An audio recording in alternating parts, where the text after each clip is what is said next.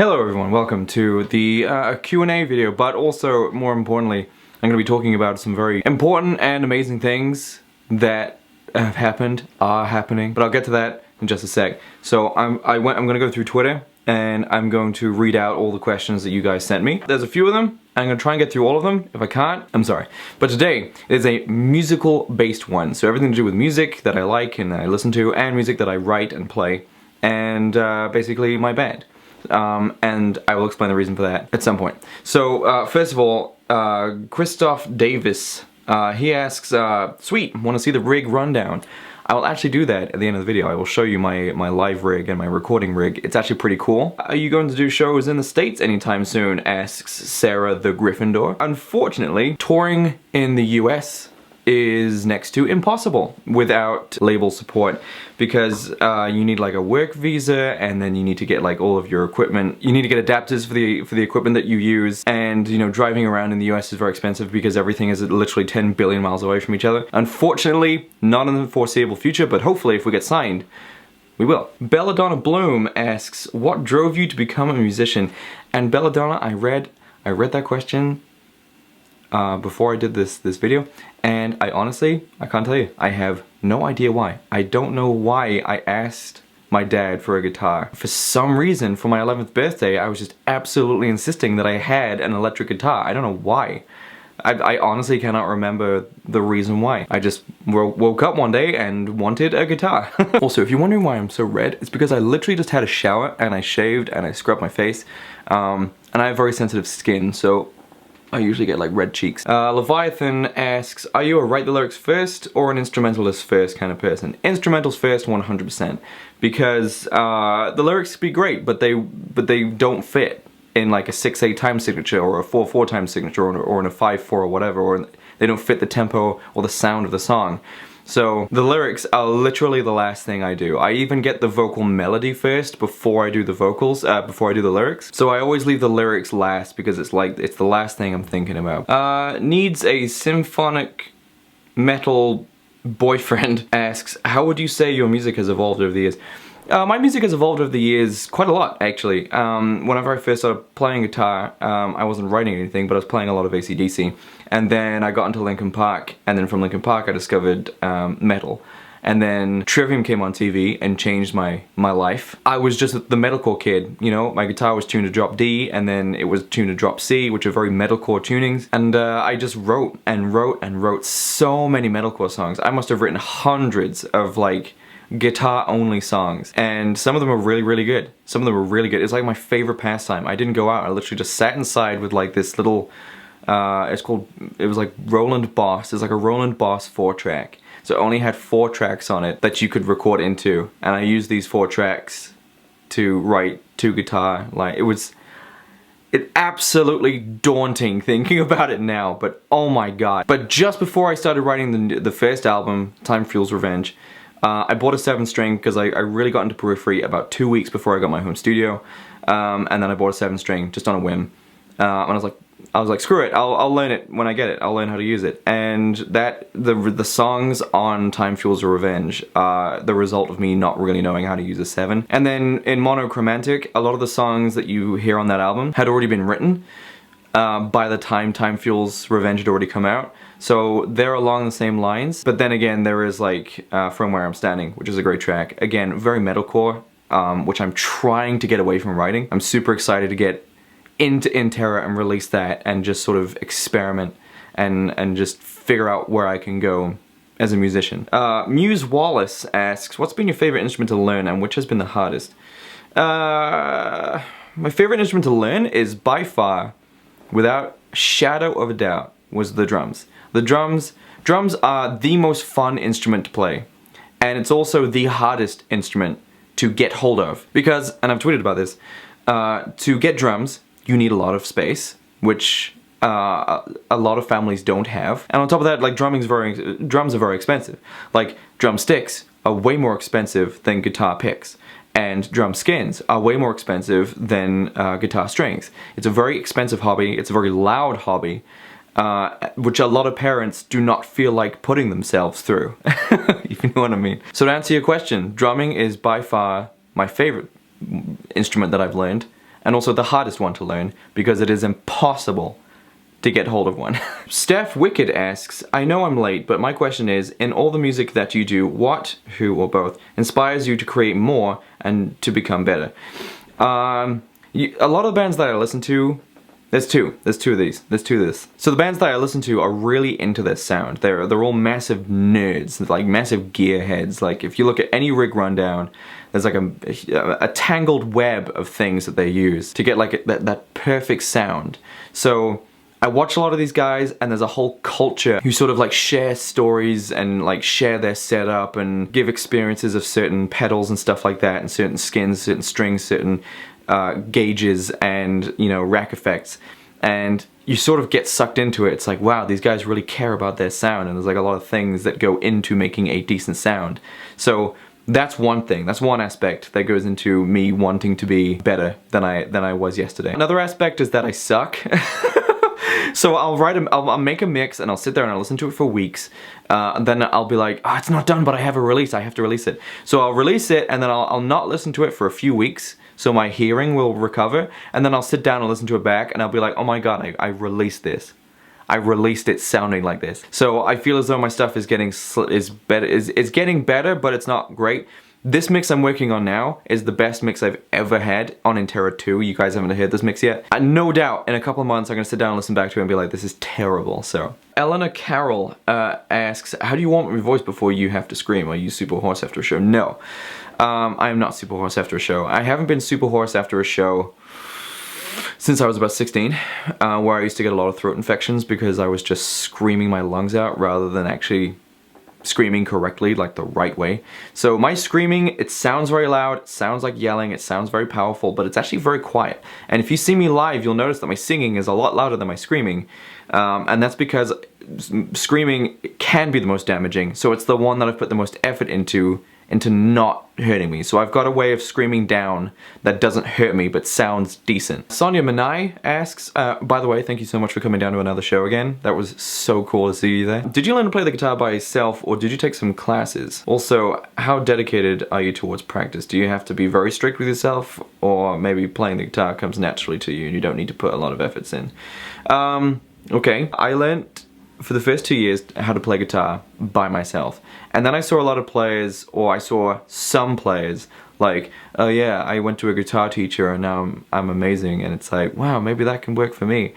I remember going to at least 3 different guitar teachers, and they were all complete garbage. It was a waste of time, it was a waste of money. Most times the guitar lesson with these guys would be, I would be stuck playing 12-bar blues, which if I have to play again, I will projectile vomit, because I played it so much during guitar lessons. It's all they made you play.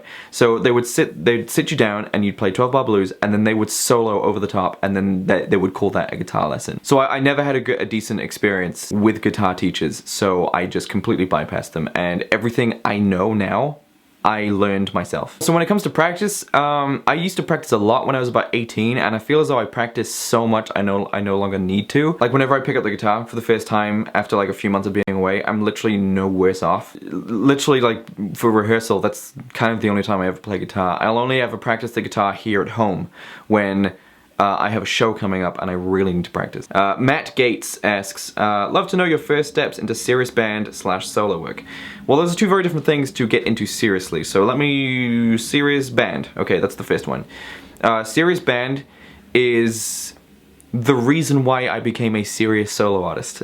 I went to music college and I could not make a band. Other musicians are the flakiest human beings you will ever meet. I cannot begin to tell you, and drummers, I think, are, in my experience, the flakiest. More than one drummer did it more than once. So this is why I think drummers are more guilty for this crap. What they would do is, they'd switch their phone off or screen my calls until 2 days after rehearsal, and then pretend that they had left their phone at a party, or their phone had broken and they've just got a new one. So getting into a serious band, the only problem is finding musicians who aren't completely flaky assholes. And in terms of solo work, you just need to learn how to mix. Because this home studio I got when I was broke, and I was 20 years old. I think I was 19, 20 years old. I got a loan. I don't know how I got a loan, but I got a loan to pay for this, and I'm still paying it off now. It was very hard to pay it off when I was broke, but I'm paying it off now. It's no problem at all. In fact, the loan for this is nearly done. So I bought some decent drum software, I bought a decent computer, and I just wrote my own stuff. Just do whatever it takes, and I taught myself how to mix other than the stuff that I learned in college, and now I just get I just get better and better, and I learn about more software packs and other things that can help you when you don't have, literally $10,000 worth of rack units of compressors and various other things like reverbs and delays and tape delays. Tara asks, what's next for the band? Number one. Okay, so what's next for the band? I'm going to be talking about that in just a sec. It's very exciting, but there's big things in store for the band. Number two, also, do you get nervous before playing a show? Always. I always get nervous before playing a show, and I always sing the first couple of lines of the first song sharp, because whenever you're nervous, your chest sort of tightens up a little, so that you're putting more pressure on your lungs and your diaphragm than you need to be. So the first line always comes out instead of so it always comes out a little sharp, and then halfway through the first song, I sort of rediscover how to sing, and so yes, I always get nervous before a show. I think everybody does, but I get better at hiding it now. And number three, how do you handle mistakes during a performance? Sorry, there's a lot of questions. There's not, there's only three. Play through it. You play through it as if you never made the mistake. The only thing people will notice in the audience when a band messes up is the drummer. If the drummer messes up, everyone knows it, and it's so hard for the other two, because in a live situation, everyone's listening to the drummer. I'm listening to Gaz, Lubomir's listening to Gaz, and Gaz is listening to the backing track on a metronome. If he messes up, that screws me up, and that screws Lubomir up, because we're listening to him. He's the one keeping time. He's like the integral part of the show. Victoria Motionless asks, what stage / arena, doesn't matter, country or continent, would be your dream performance, and currently what is your all-time favorite performance to date? Okay. Number one favorite place that I would ever want to play is Download Festival. That would be incredible. And secondly, my all-time favorite performance that I've ever done, there's two. One was at this Southwest Youth Fest.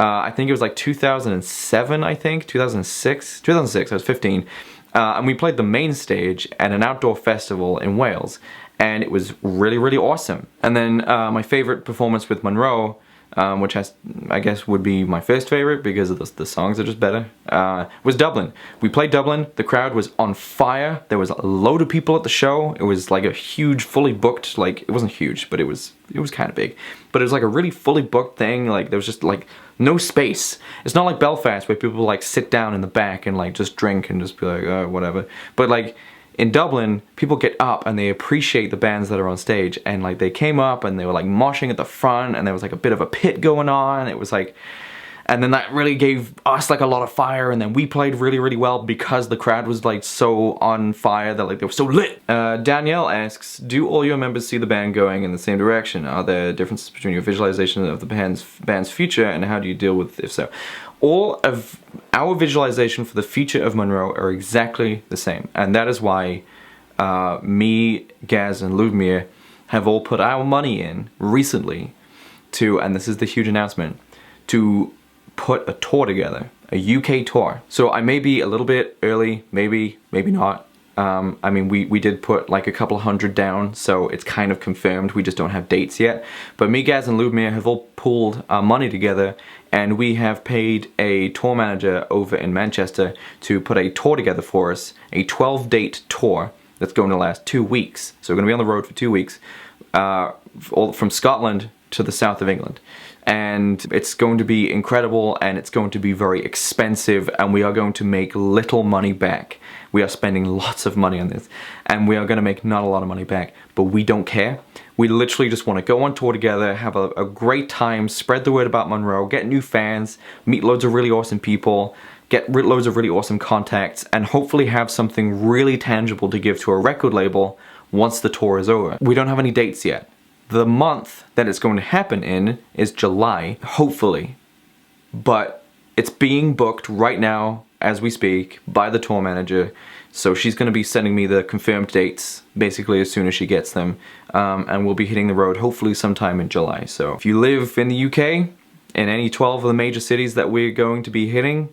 I'm going to be playing a show near you in the next couple of months. So keep watching these videos where I will be doing announcement videos of where and when we will be playing as soon as we realize, as soon as we know where we're going to be playing. So those are all the questions. There was a lot of them. I read them all. Hopefully I've left them all in, but this is a very long video, so I may have had to cut some out. So as promised, I'm going to give you guys a rig rundown of what I use here in the studio and also what I use live. So let's show you that. Okay, so this is my pedal board that I use live, but this is a MIDI controlled, so that's what this is. It's a MIDI cable, and it's I think it's Behringer. I think that's who made this. You can set it up with pretty much anything. It's not really for any specific thing, but I have my main, which is why that says main here on the gaffer tape. So that's my main rhythm. That's my solo. So I actually have a different patch for when I play guitar solos. It's louder, there's more gain, there's some reverb on it, just to make it sound, you know, cool, and you can hear my solos during live. This is the clean setting for Mechanimal, which is one of the songs on the album. This is the clean setting for All Things. This is like a really sort of ethereal, atmospheric sound. So this is the beginning of All Things. And these two, there's actually an effect on these two, but they're new and they don't have a name yet. I'm using them for the new songs on the album. Okay, and this right here is my live rig. I don't use amps. I don't have a speaker here, like, you know, like a guitar head and, you know, like a cab. You know, I don't have a combo amp. I don't have any of that stuff. This right here, this black one here on the top, this is the Line 6 Pod HD Pro X. So this is the top of the range rack effects amp sim that Line 6 do, and I swear by this. This is one of the most incredible and affordable pieces of live and musical equipment for guitarists and bass players on the market, and it is incredible. I absolutely love this thing. This thing has given me the best tone I have ever had in my life. So there's a lot of buttons and knobs on here. You don't touch a single one of these things. The super awesome thing about this is that there's a USB function on this that comes out of the back and goes into my computer, and there's like a computer interface where you can create and design your own plugins using all of the built-in effects. So I don't need, you know, like a $300 to $400 / pounds pedal board with like a million different pedal boards and patch cables on it. And then I run this. I'm using a cable right now because I'm tracking guitars. But live I actually have a wireless system, which I will show you now. So this is my wireless system. It's very, very, very cheap. It's not amazing, but it doesn't break, so, and it works live, but it's not amazing. So I have this little thing on my belt loops or on my trousers or in my pocket or something while I'm playing live, and that transmits to this, which is the receiver, which I keep on top of here. This is a vocal processor, so it has a compressor on it and a limiter. It has a gate and an expander, a de-esser. This is basically, I bought this because there's so many different vocal dynamics when I play live. You know, like screaming, loud singing, quiet singing. So to make sure that all of that was the same volume, I bought a compressor, but every time I've told a sound guy that I have a compressor on stage, he gets very anxious and says that he'd rather just do it himself. So I've almost always bypassed this live. And lastly, down here, this thing, which is the LD Systems May 1, that is my wireless monitor system. So if you're wondering what that is, and what this antenna does, this actually works the other way. So instead of something being sent from me to this in fact is sending something to me. So I don't use monitors on stage. Monitors are like these wedges that actually face the artist on stage so that they can hear themselves. I don't use those. They're very inaccurate. They are very, very loud. So to protect my hearing and to make sure I can pick and choose what I want in the mix, I use this. So this, again, it's a little wireless pack, and I have it on me during the show. I put a pair of headphones in here. They are noise-canceling earphones, so I can't hear anything. And what is being transmitted from this thing is from the front desk. They are sending a mix that I choose to my ears here. So I get to pick and choose what I actually hear with clarity in my ears. So while I'm playing live or during sound check, I'll be like, can you bring up the kick, the snare, the vocals, and the guitar? So whenever I play live, that's what I can hear in my ears, and it's not super loud that it's going to damage my hearing. There, and that is my live and studio rig rundown. It is not going to be any more elaborate when we tour. I'm going to be using the same stuff, so there's going to be no cabs for me to lug around, and those things weigh like 80 pounds each. Like, they are so heavy, and I don't need to bring them with me. No more of that crap. So, if you made it this far into the video, I can only assume that you are very dedicated to not only me, but also my music. So, there is something very important that I need to ask of all of you who are watching right now, however many thousand, I guess I can say that, right? My last couple of videos have done really well. So do you remember when I asked you guys to go like the Facebook page for my vlogging and then I released the vlog music? That went really well, but we didn't hit the 1,000. That's only like a couple of likes off. You can go like that page. There's a link in the description. I only need like 50 more likes or something, which is amazing. Like nearly 1,000 of you went in and you liked that brand new page. So that's amazing, thank you. But most importantly, and I'm going to tell you why this is super important, what I need you guys to do is go to this Facebook page. There is a link in the description, and I need you to like this Facebook page, okay? This is my band's Facebook page. What I've discovered is, in contacting a lot of official musical companies and, you know, all of these PR companies and management websites and labels, is that they very much use Facebook when it comes to music. So they don't care that you have a website. I mean, they do, but they go by how well you're doing based on how well your Facebook page is doing. So I need all of you watching right now to go like and follow the Facebook page, the Munro Facebook page, and you know, you'll get to see all of the amazing things that we're going to be doing, and that is where I'm going to be posting about the tour. That is where I'm going to be posting about the new album that's coming out. That is where I'm going to be posting about rehearsals and what we're going to be doing pretty much every step of the way on Munro. So if you want to know what Munro is going to be doing at all times, follow and like the Facebook page. If we can get it to 1,000, that's amazing, but I just need you guys to go like that. That'd be huge support from you guys. That would be so awesome. And thank you already if you have gone over and you've liked the page. So the reason why I have done a video specifically about music and about my music in general is because of this. I love making videos. I love making videos for you guys to watch. I love watching you guys watch my videos. I love receiving comments. I love you guys tuning in to watch our Twitch streams and chat with us. I love all of that stuff.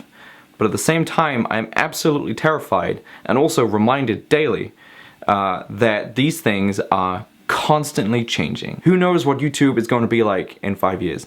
If what I'm doing right now is even feasible anymore, if it's going to be a paid service, if YouTube is dead and it's turned into something else, or Twitch becomes the new YouTube and Twitch then starts doing the same crap that YouTube's doing right now. All of these things sort of dawned themselves on me, and I thought honestly to myself, just get out of the moment for just 1 second and think, where do I want to be 5, 10 years from now? And it came to me like just a bullet to the head. It was just so stark and so obvious and so clear to me that the thing that I want to do, should be doing, want to be doing, shaping my content around, being my new and main point of income is music. And not just any music, my music. Music that I have lived and breathed and cried and gotten angry for and made other people's lives a living hell to show up to rehearsal and play. So that is what I'm doing. I kind of lost sight of what I wanted to do. Because it's my dream. Like, music is, and that sounds so cheesy, YouTube is not my dream. YouTube is a fantastic thing that I do right now, and I love it, and I'm gonna keep doing it until for as long as it is feasible. As long as there is a free YouTube website for their videos, for me to put videos on, I will be doing videos. Rest assured. But the dream that I sort of put in the sidelines, put in the back burner, in order for me to set up this, was music. And I feel as though, let me just change the The shutter speed there. It has been my dream since I got a guitar when I was 11 years old. It has been my dream ever since I got the Anywhere But Home tour documentary from Evanescence back in like 2005 or something. It has been my dream ever since I discovered Trivium and I saw them on tour and I saw them absolutely destroy it at Download Festival. It has been my absolute dream the second I got my home studio and I started writing my own goddamn music and putting that out there without any restrictions of any other musicians holding me back. It's not going to be all about music. I'm not just going to be like, hey, here's the new song I wrote. It's not going to be like that. Like, I'm going to be traveling a lot. I'm going to be daily vlogging on the road on tour. So that's going to be cool. You guys get to see firsthand what it's like to tour for the first time as a band in the UK. Who wouldn't want to see that? I mean, my videos are very much gonna be the same. I'll be traveling, you know, I'll be going out and doing stuff, I'll be sitting in my studio doing stuff, but you guys can watch and learn and enjoy my vlogs about music without having to listen to a single song by me. You literally just have to watch what I do. So if you can, go like the Facebook page. That is a huge help. It would help me so much, you guys have no idea. And for those of you who like metal, those of you who like prog and gent and tesseract and periphery, there is also a link in the description to my website, and all the new single is on there, all my live photos are on there, tour dates will be on there, so just check back to the website and keep an eye on the Facebook. There's a lot of stuff going on right now, a lot of stuff. I will be doing loads of videos on it, but there's like a lot of stuff going on in my life right now, and it's all music, and I'm so excited. I'm so excited. I was in such a slump. I was in such a slump after I got back from South Korea, and I was just like, what am I gonna do with my life? And then it like I said, it just hit me. I was like, of course that's what I'm gonna do. And I was like, music! Yes! Oh, and then for 3 days, I did nothing but just sit around with a big smile on my face, occasionally breaking out like this. Oh! Because I figured it out. I had figured out what I was gonna do, and I was gonna put my full effort into it. Anyway, I had a great day today telling you guys about my new passion, about my dream that I'm finally following. It's all because I made it a great day, and I made it about those things. So I will see you guys on the 20-hour live stream. That's tomorrow, by the way. Big bomb to drop at the end of the video. Yes, I am doing a 20-hour live stream tomorrow. So Saturday the 31st, midday, midnight, beyond. It's going to be a very long stream, and it's all to raise money for our trip to Tokyo, our tour, and we'd love for you guys to just tune in and just watch and just have fun and donate if you like. So I'll see you there. Okay, goodbye everyone.